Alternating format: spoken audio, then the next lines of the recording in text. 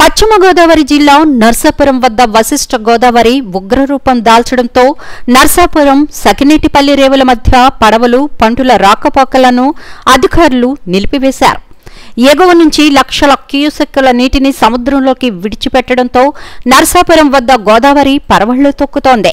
పట్టణంలోని అన్ని రేవుల్లో నీటి మట్టాలు గంటకు పెరుగుతున్నాయి. దాంతో అధికారులు కూడా అప్రమత్తమవుతున్నారు. నామస్మరణ చెప్పుకుంటూ ఉండాలి. కలో నామస్మరణ ముక్తి. కలియుగంలో నామస్మరణ చేత ముక్తి లభిస్తుందట మానవ జీవికి.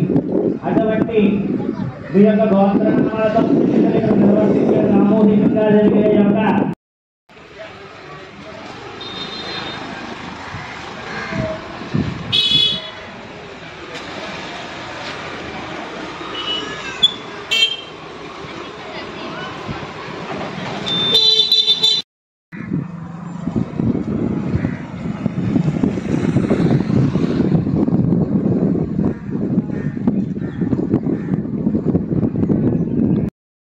గణపతితో హోమ కార్యక్రమాలు ప్రారంభిస్తున్నారు. హోమ క్రతువులు ప్రారంభింపజేశారు. నమస్కారం చేసుకోండి.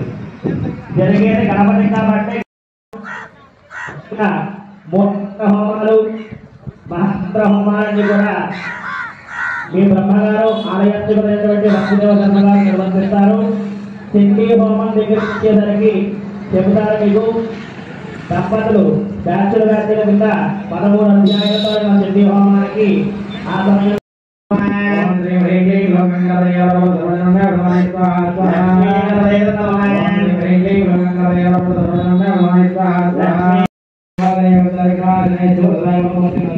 మహాగణపతయ